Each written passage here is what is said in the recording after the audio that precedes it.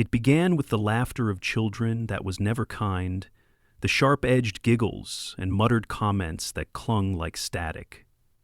Madison Clay stood at the back of the classroom, her hands trembling as she clutched her books to her chest.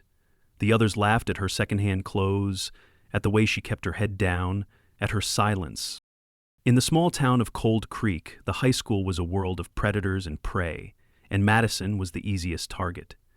It wasn't just one person, it was a pack. Ellie Carter, with her perfect smile and venom-tipped words. Jake Morris, the boy who hid his malice behind jokes and nudges. Ashley Green, whose laugh echoed sharp and cruel. Even quiet Mark Dalton, who said little but never stopped them. Together they made Madison's life a waking nightmare.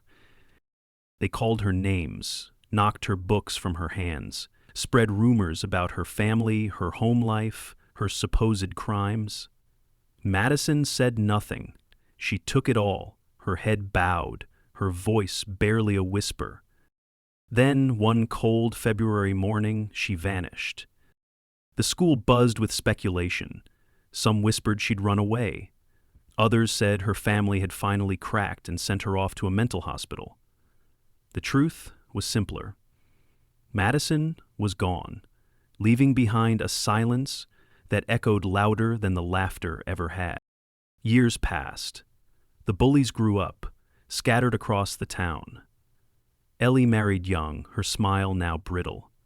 Jake worked at his father's auto shop, hiding behind grease-streaked hands and a quick laugh. Ashley tried and failed to leave town, returning each time more bitter. Mark disappeared into a quiet office job, haunted by shadows no one else saw. Then the letters came. Ellie was the first. She found the envelope on her doorstep, plain white, no return address. Inside was a single sheet of paper with neat, precise handwriting. It read, "I know what you did to Madison. The truth always comes out." At first she laughed, brushing it off as a prank, but as the days passed, the edges of her world began to fray. She couldn't sleep. She flinched at shadows. She deleted old photos from high school, but they stayed burned in her mind. The letter haunted her, its words sharp as glass.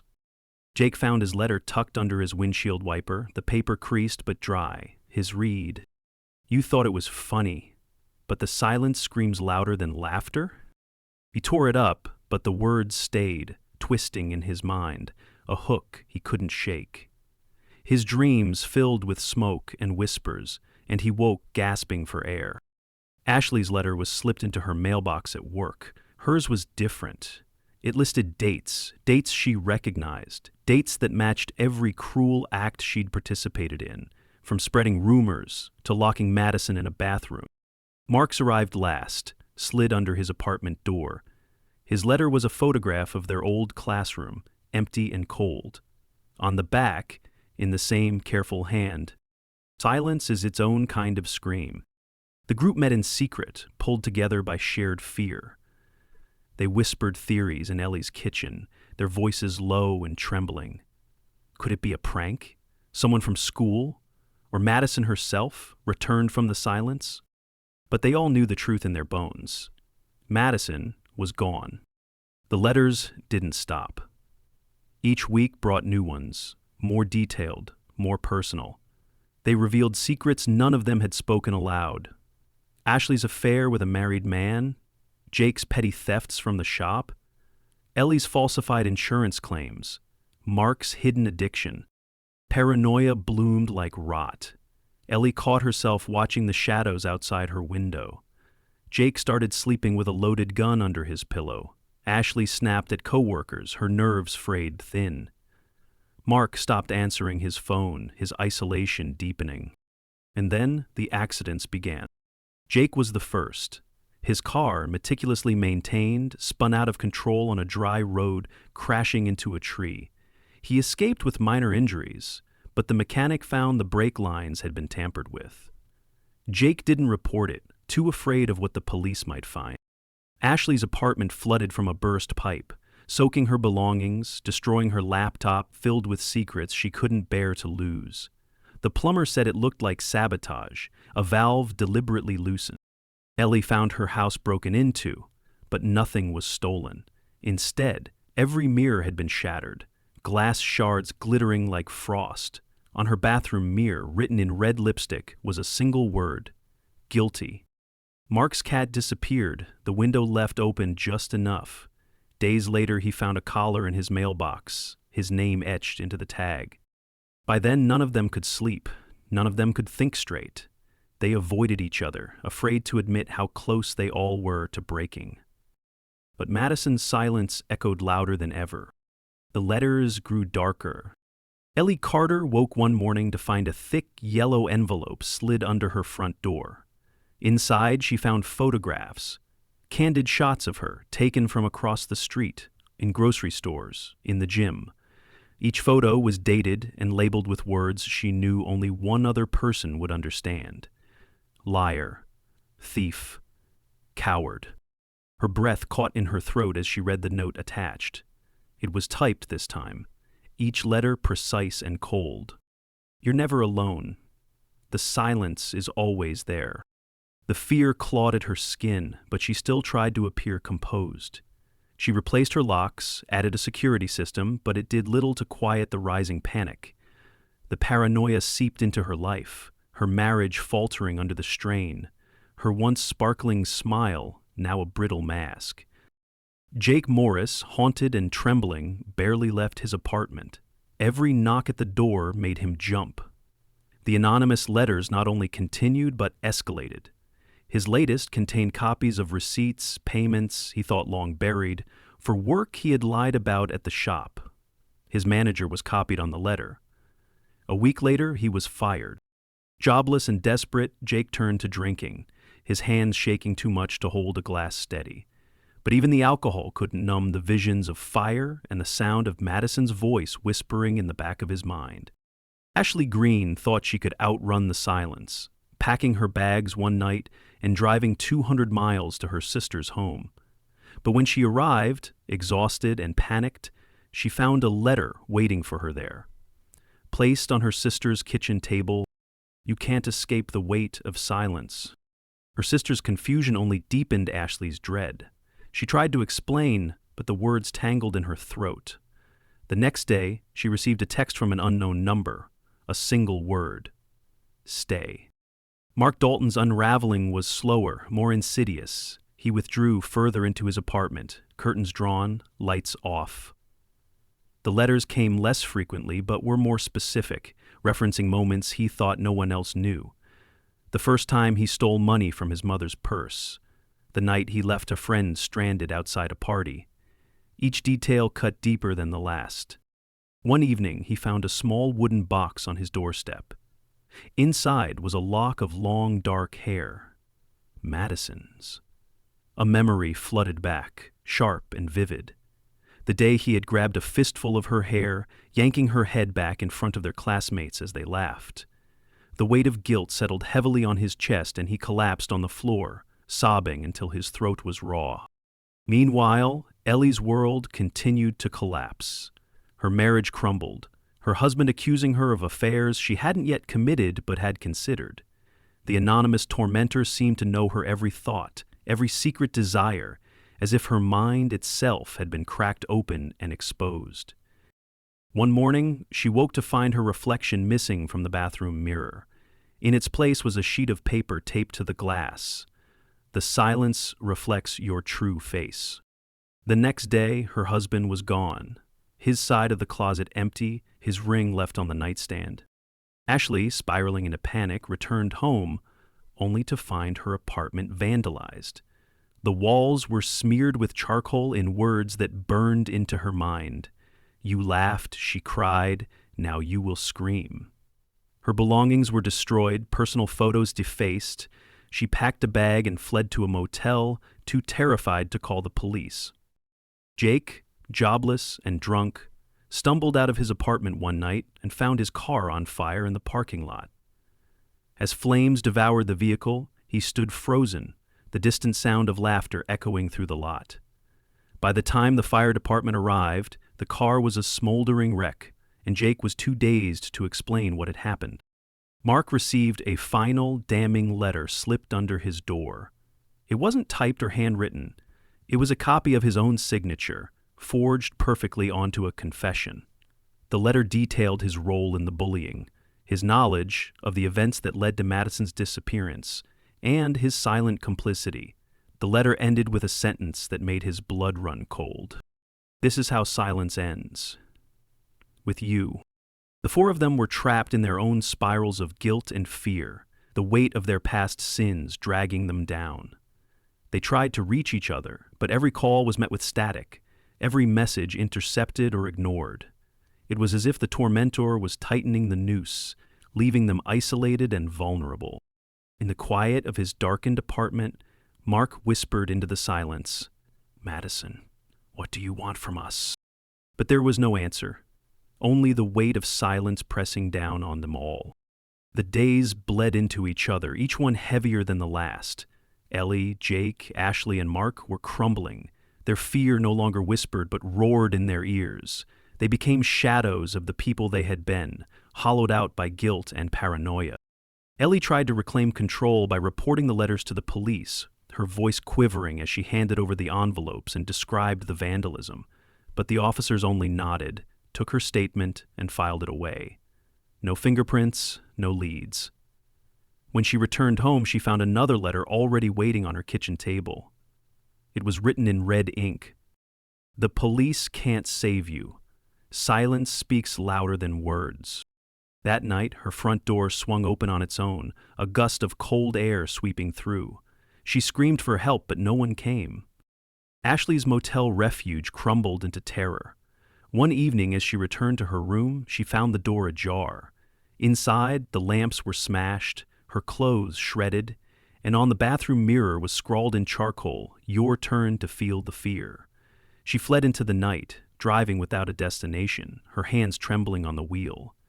She checked into another motel hours away, but sleep wouldn't come. She sat awake in the corner, the shadows twisting into shapes that whispered her name. Jake spiraled into deeper darkness. He woke to pounding on his door, but when he opened it, there was no one there. His phone rang at odd hours, silent on the other end. One morning, he found a charred doll on his doorstep, its eyes melted, its limbs twisted. Pinned to its chest was a note. "This is what you left behind." Mark's apartment grew suffocating. He boarded the windows, stacked furniture against the doors, but the letters still found their way in. They arrived folded into his cereal box, slipped under his bathroom sink, appearing in places he hadn't imagined possible. Each one accused him more personally, recounting moments he had long buried. The day he saw Madison's bruises and said nothing. The night he watched her stumble home crying after another round of mockery. Then it escalated. Ellie's mother fell down the stairs and broke her hip. An anonymous tipster called emergency services, reporting the accident.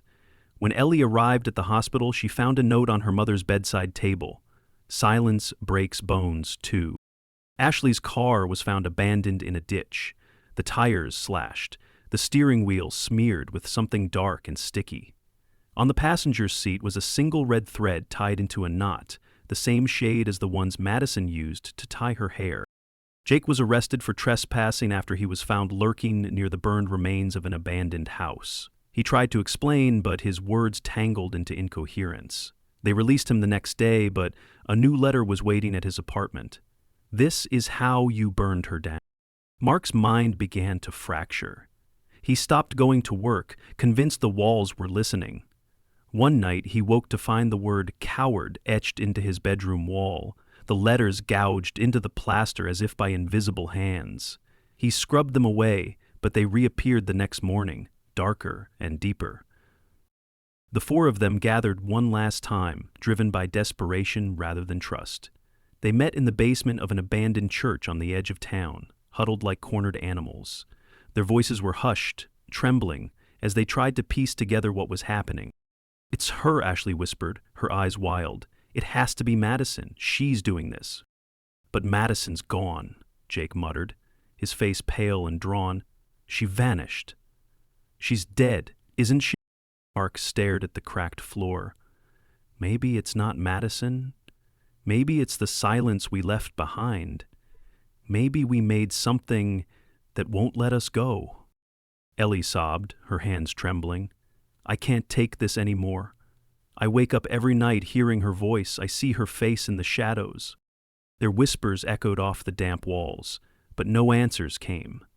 Only the weight of guilt pressing down harder, the silence filling the space between them like a choking fog. As they sat there, lost in their dread, a single cell phone buzzed. It was Jake's. His hands shook as he read the message. It was a video file. He hesitated, then played it. The screen showed a grainy recording of Madison in the school hallway, her head down, her shoulders hunched. The camera followed her as she was shoved into a locker, her books scattered across the floor. In the background, their voices, Ellie's sharp laughter, Jake's mocking words, Ashley's sneering taunts, Mark's silent complicity. The video ended with a shot of Madison's face, her eyes glassy with unshed tears, her lips trembling as she whispered something inaudible. The message beneath the video was clear. "Her silence is louder than your screams." The basement door creaked open behind them, a whisper of cold air brushing against their skin. The lights flickered. They turned as one, hearts hammering, eyes wide. But the doorway was empty. Only the weight of silence remained. The next morning, Ellie, Jake, Ashley, and Mark each woke to find the same thing, a small box on their doorstep or windowsill, each identical, plain, but heavy with dread. Inside was an old cracked cassette tape, each labeled with one word in careful handwriting. Ellie's read lies. Jake's read laughter.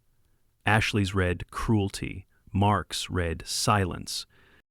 Despite the deep, primal urge to destroy the tapes, to pretend they never arrived, each of them felt an unseen pressure to play them. It was as if the silence itself was watching, waiting. Ellie was the first to press play. The tape hissed to life, and then she heard it. Her own voice, sharp and clear, laughing cruelly at Madison's expense. The recording continued, splicing together moments she had long forgotten. Mocking comments, whispered slurs, and worst of all, a cold voice saying, "She's nothing. She'll always be nothing." Her hands trembled, bile rising in her throat. She tore the tape from the player, smashing it to pieces. But the laughter lingered in her mind, echoing louder than the breaking plastic. Jake's tape was worse. It wasn't just his voice, but the sound of him egging others on, calling Madison names, telling her to disappear. There was even a clip from the day before she vanished, his voice clear. "Why don't you just go away? No one would care." His knees buckled and he collapsed against his wall, the tape slipping from his hands. He felt cold sweat bead down his neck, the weight of those words finally crushing him. Ashley's tape was filled with mocking laughter, her voice sharp as broken glass, recounting the worst days of Madison's humiliation. There were things on the tape even Ashley had forgotten, but hearing them now, her stomach turned. "You'll never be one of us, freak," her recorded voice sneered. "You're invisible." Mark's tape was silent for a long time. Then it played back a soft whimpering sound, the sound of Madison crying alone. Finally, his own voice spoke, almost inaudibly. "Just leave her, she'll stop eventually." The silence that followed was heavier than any words could be. They each realized the same thing. Whoever was sending these letters, making these threats, knew them better than they knew themselves. Someone had been watching all along, listening, collecting their cruelty, and waiting. Then came the final letter, delivered the same afternoon to each of them. It was written in a hand they all recognized now, Madison's. "I gave you silence. You gave me pain. Now I return the silence to you. You will feel what I felt every day until your last breath. I am not gone. I am the weight you carry. You made me disappear, but I'm still here." Each of them sank deeper into despair. They stopped leaving their homes, stopped answering phones, stopped trusting anyone. The town whispered about their sudden unraveling, but no one intervened. They had been stars once, now they were cautionary tales.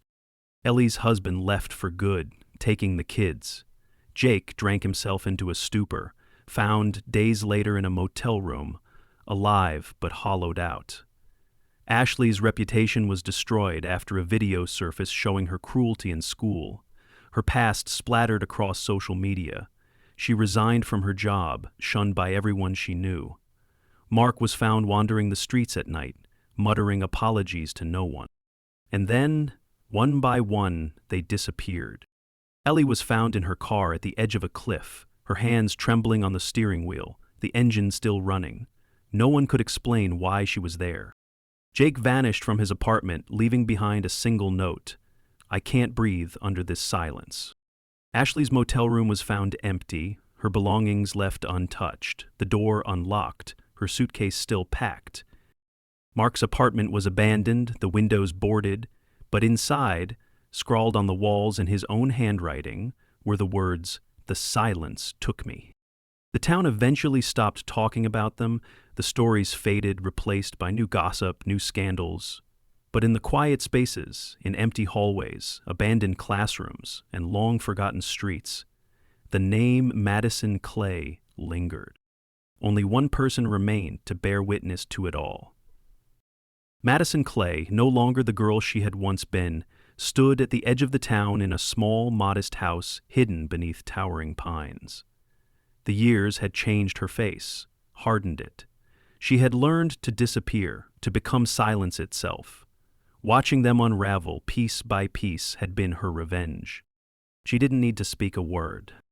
As she sat by the window, sipping her tea, she glanced down at the last photograph she kept, a picture of herself as a quiet, withdrawn teenager, standing at the edge of a group who had never truly seen her. The girl in the photograph was gone, replaced by a woman who had taken justice into her own hands, using the weight of their guilt and the power of their secrets. Outside, the wind rustled through the trees, whispering her name. She closed the window against the chill, but not before hearing it one last time. The sound of silence, heavy and full, her own symphony of justice. She turned away from the window, her heart finally quiet. The silence was hers now, and in its weight she found peace.